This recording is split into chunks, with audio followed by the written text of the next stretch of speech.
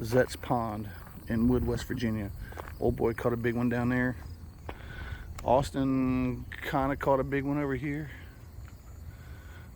Not to be making fun of it, it just happened. Damn line broke. It was a big one. It was a hoss. He's getting another hit right now. We're hoping it'll turn into something. Using monster goldfish. Crazy as it sounds, but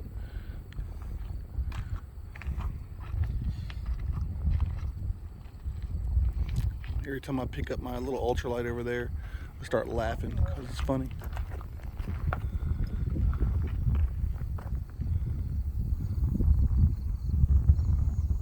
He's gonna hit. No, just that one.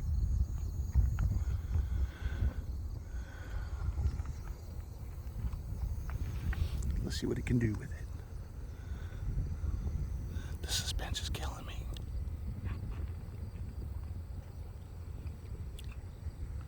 The fish is hitting very slowly. The tension is mounting.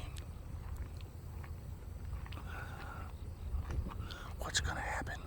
I don't know. I'm gonna walk away from it for a second. As soon as I turn back around, slam down, just like the other time. Just like the other time.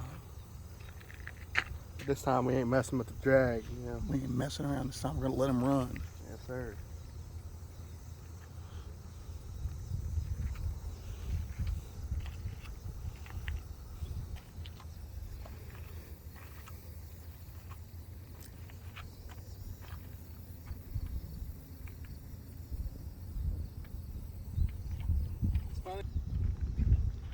I mean, if it's true that this pond right here is what they call a tournament pond for the catfish in this here at Zetts, and old boy who runs this place said they just put an 89 pounder in here. 30-40 pounds is normal. There's some big ones in here. So what made me laugh is that I baited up my little 4.5 foot ugly stick ultralight with 4-pound test and threw it out there. That's funny, isn't it? That's real funny. My other two, I think I would be okay. That one, I mean, you can only run so far, right? The only time I'd have to really worry about my line breaking is when I was trying to pull them in or reel them in or anything else, but I think it'll be funny either way. If I catch something, it'll be crazy with that little 4-pound test line. I'm just asking for it. But as for my bait caster, it was successful. Caught my first flathead, my biggest catfish in the last 3 years, probably longer than that, and felt good. Kept telling Austin, I said, flathead love live fish. They're not scavengers like the blue catfish and channel catfish. I mean, they will, but not the same. So I kept having a lot of action near the shoreline, and I threw my bait caster through there a couple times, and all of a sudden I hooked up big old flathead. He was over 20 inches long, easy, probably about 5-6 pounds maybe. Felt good.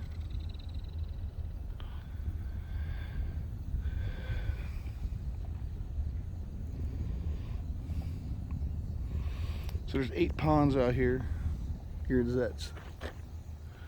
We fished, this is the 3rd one. We're gonna probably finish up because it's almost 4 o'clock. So here we'll stay here for a little longer, then we'll probably go to the back pond all the way in the back, maybe, or we'll stay right here. But the sun's kind of beating on us. Hopefully it'll cool off here in a little bit. What do you think, Austin? I think that's a good idea. Gonna find us some shade so we can just lay in the shade for the rest of the day. We'll give it a little bit longer, see if we can catch a monster out of here. 4 hours. Yep, it's close. It's almost Been 4. out here since about 9:30. We've caught 3 fish so far. We went to Debbie's for breakfast this morning, right down the street. If you come out of here, make a left, go to the stoplight, make another left. It's on top of the hill. It's pretty good and cheap too. A little country diner. I think I got bacon, eggs, and toast, and home fries for like, it was like $8. And a sweet tea. And sweet tea. Mine cost me about $9. I had a cup of coffee and my line just moved. Cup of coffee, couple pancakes, couple pieces of bacon, a couple eggs, and some toast. And so yeah, that's the way we started off today. We came to Zetts. You see some videos on YouTube for Zetts Fish and Pond, Fish Hatchery here in Inwood, West Virginia. It's pretty nice. It's been worth it. I mean, I think it was what, $15 an adult to get in here today. $15. 7 to 6 o'clock. Tuesday through Sunday, I believe it is. I think they're closed Mondays. The only thing that got me is today was I told Austin, I said, you know, think about it, Austin. He said when we pulled up in here, you know, the people in the store up there where they were like, the fish were really biting good yesterday, this and that, this and that. Well, first off, yesterday was a holiday and it was a Monday. Second off, you come in the gate, first sign you see, closed Mondays. So we're like, yeah, you figure it out. I don't know, but it was just funny that it happened like that. They were always biting yesterday, and yesterday was Monday, and nobody was even here. But we came here today, and we've had some bites. We won some, we lost some. But all in all, any day fishing is better than any bad day fishing is better than a good day at work. Yeah, you're right about that. So this is good for me and Austin just to get out and enjoy the day. We've been through a lot lately. You know, well, I think we all go through a lot. We have to learn to find ways to cope with reality these days because there's a lot going on, and we're not trying to get too deep into it. I'm not going to get into it on this video, but this video will go onto my new channel, Total Mayhem Adventures. Austin is my first real guest. Austin's a good friend, and we're going to do some more stuff together here eventually. We're going to do some hunting together this year too, so stay tuned for that. If you like the videos, like them. If you want to give me a thumbs up, I appreciate it. If you want to make a comment, I'd really appreciate it. Ring the bell and subscribe because I would really appreciate that. It would make my day. So, as for Zetts, Austin, what do you got to say about Zetts here? What do you think overall? Your overall experience? I say you make it as best as you can. I mean, you know, you come out here with the right stuff, you come out here with the right baits, and you'll catch them all day long. You know. Yeah, we tried some new baits. Austin tried. He had some chicken breast with some WD-40, some garlic salt, and some garlic powder? It was garlic powder, onion powder, and WD-40 on it. Okay, and I came out here with some chicken breast with some cherry Kool-Aid, some garlic powder, and a little bit of cooking oil. Mixed it all up real good. I used cherry, and I had lemonade, and I even did some hot dogs with some cherry Kool-Aid as well, the same mixture. I hadn't catch a crap off any of those. Austin caught some off his WD-40, got a lot of bites, had a nice couple ones that bent his rod over before he could get to them. I've had a couple bites. I've had nothing major on my catfish rods. I really have to say, that WD-40, it was surprising. I've never used it. I mean, it was just an old, you know, wise tale from all I could hear about it. From an old guy. Old guy tells... And it's been working out great. It actually worked. I was the one who told Austin about it, and here I didn't even use none. Kept telling him I was going to do it, and I didn't have no WD-40 in my house, so I tried a different atmosphere. But we bought some goldfish, large goldfish over there. You can buy baits and hooks and anything you could really need. Worms, shrimp, and snacks, cold drinks. They got everything over there. Yeah, and it's reasonable too. It's not like overpriced or nothing. We bought a half dozen goldfish for $3. Is that how much they were? Yeah. That's not bad. And then sodas were $1 a piece. That was good. And they had, like I said, they had a hat tackle and everything else you could use. So this is pretty much a little commercial for Zetts. You can also bring out your grill out here. You can grill out. You can start a little fire here by the ponds. You know, keep everything under control. Pick up your trash. Oh, definitely pick up your trash and any kind of fishing line you leave behind. When we first got here, there was a lot of people, but here it is almost 4 o'clock. There's some people down over there, and there's a truck right there. That's it. and there's 8 ponds here to fish.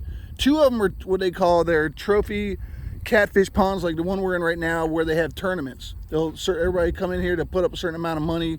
Whoever catches the biggest catfish in a lot amount of time.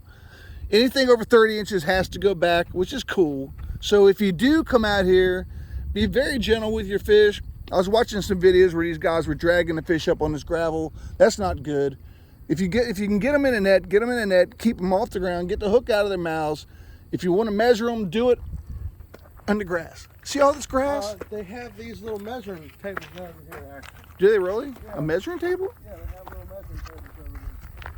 Well, that's even better. They got measuring tables over there. So take them over there, lay them down on a flat wood, and when you're done, please put them back in the water as fast as you can. If it's all about size, that's all you need to know, and move along. You don't want to kill these fish. You're getting a bite. Your rod was going crazy. Which one? The one on the right. The closest one to me. It could have been your goldfish swimming around, but he was... That's probably what it was. I think that's... Well, usually if they start running like that, there's something chasing I them. think that's what it is. I think it's some goldfish running around. Because I feel like anything in this pond is going to take them goldfish and swallow it. Yeah. Take your rod with it if you don't watch it, because there's some big ones in here. He said the other week he put the catfish in here. It was how many? 89 pounds. 89 pounds. In here. In here. This pond right here, pond, what's this? This is 8. Pond 8. It is 30 foot deep all the way around. So definitely a deep pond. It's definitely a big fish pond. Bring your big fishing poles for sure. Yeah. Don't be like me and bring a little 4.5 foot ultralight with 4-pound test. Bait it up for the big boys and throw it out there, because it'll be a heck of a thing if I catch a fish on that. 8 ponds here. I mean, they're very nice people, very good, very nice people, very good quality baits here. And